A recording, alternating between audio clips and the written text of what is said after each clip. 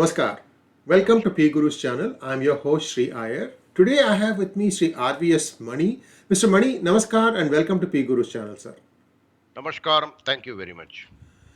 The most important thing that has been doing the round in the last few days is the uptick in terms of how many people are contacting COVID. It is understandable that people in Tamil Nadu and Kerala may be seeing an uptick, and perhaps in West Bengal too, because all these states have gone to elections and there could be some more mingling than others. Whereas what we are seeing is there is new trends emerging where the accountability of the usability of vaccines at the state level is coming into question, especially in those states which are bordering our great neighbor Pakistan. And to know a little bit more about this and what exactly is playing out, let's go over to Mani. Mr. Mani, thank you for taking the time out to join us and share your thoughts, sir. Namaskar and welcome to P Guru's channel.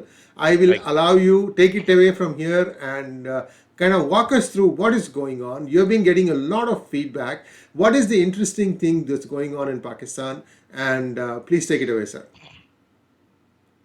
See, I got certain from my sources that Indian vaccines were available in Lahore. So that only provoked me into connecting with other people and trying to find out what is the reality.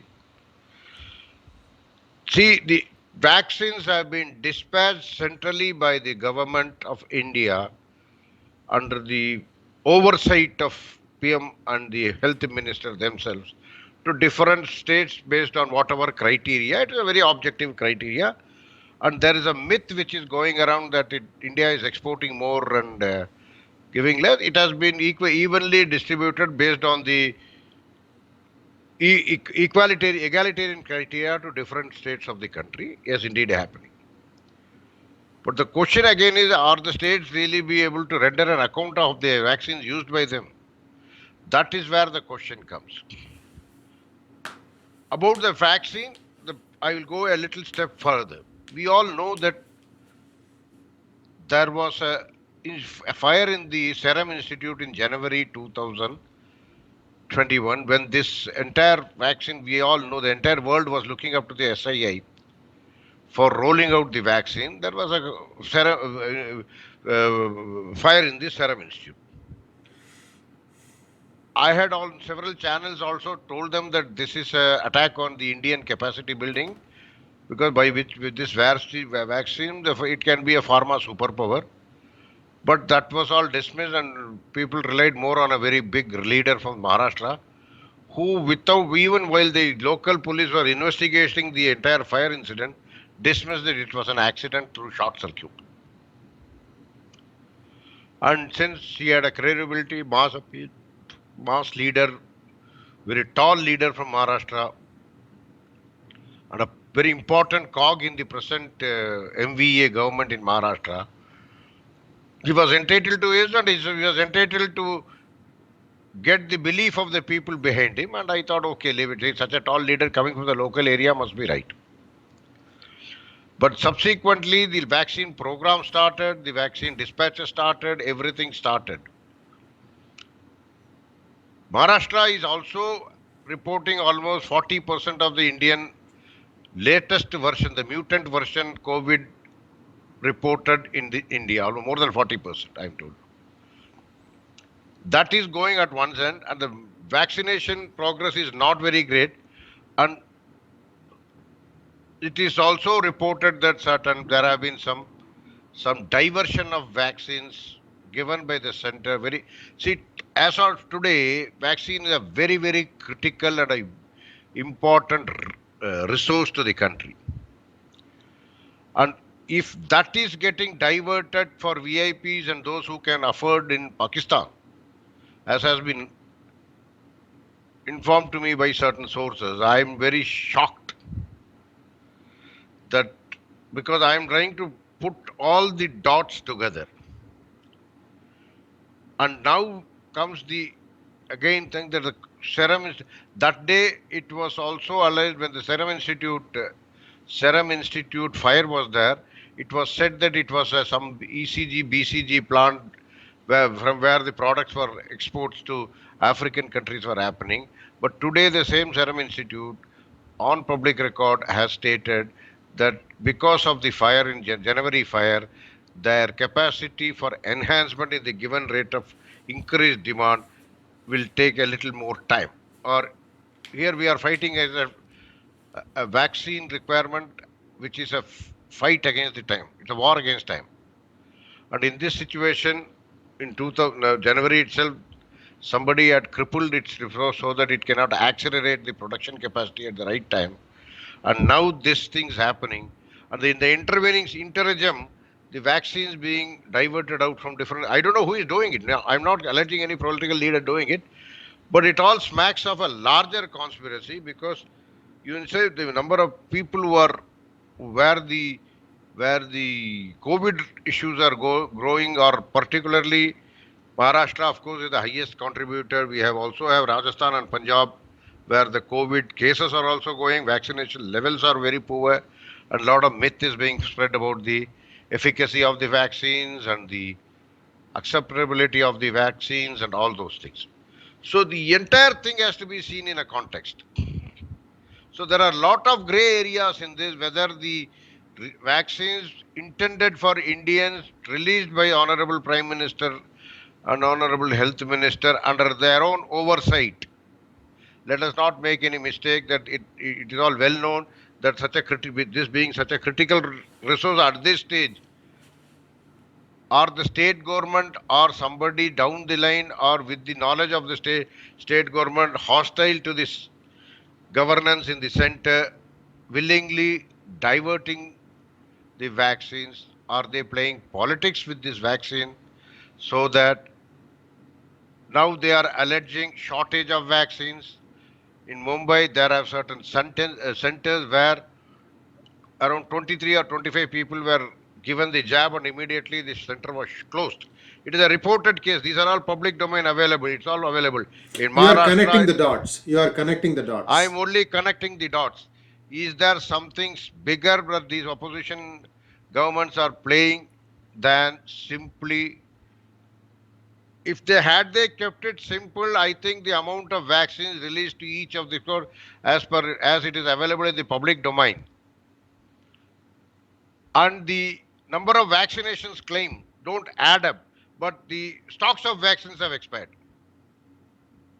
If 10 lakh vaccine doses have been issued, they have supposedly declared to administered around 8 lakh vaccines already, and most of the centers have ran out of vaccines. Then where have the vaccines gone? At the same time, there are reports of vaccines being available in other parts of the world, not very friendly neighborhood. It has happened in a particular states ruled by a particular political establishment. These are all coming together. This is a very critical issue, and I would rather not call for investigation, but certainly there needs to be a much more effective and stronger check on this. This is our basic. This is a reason because all these things I just try to jot down all the news items only. This is what is happening, and Indian vaccines are available for where we were not exporting.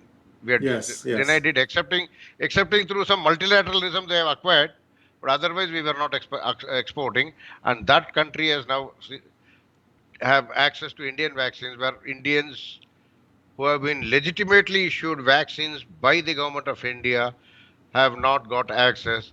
Who is playing the mischiefs? Are the anti-Modi sentiment? Will they cut their nose to spite their face? Will they kill their own citizens in their pursuit of denigrating the prime minister on the health minister of the country, or will they stand with the nation as a one? That is my basic question about why I wanted to do this short show on your TV.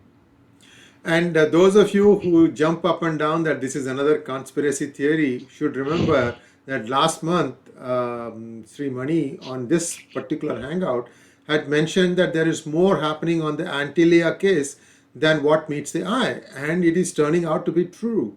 So All it is his experience of being in the home ministry and his way of looking at how the wind blows, how these babus act, how the politicians work, all these things. There is a certain, capability that Mr. Mani has, and we have to appreciate that. All we are saying, we are not taking any names, we're not saying any parties, we're not saying any states.